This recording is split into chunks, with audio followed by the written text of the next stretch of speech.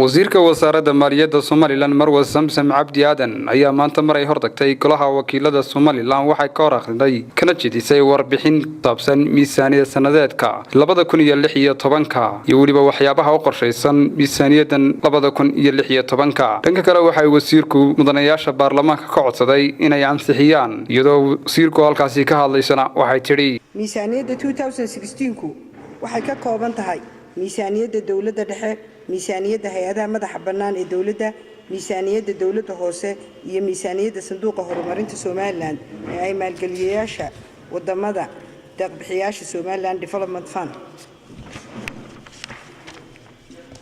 waxay sanadkan miisaaniyaddu ay culayska la saaray caafimaadka iyo waxbarashada nabadgelyada cadaaladda oo iyadana maxkamadaha la kordhiyay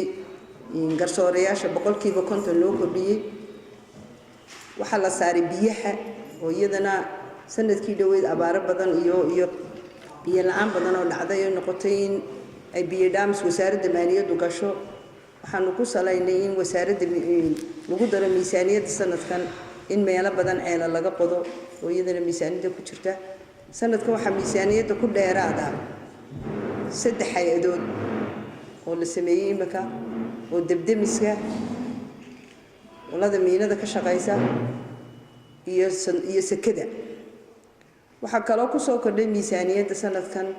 3 hay'adood oo iyaguna civil society-ga ah oo ay ka mid yihiin qolada naafada ee SNDF la yiraahdo iyo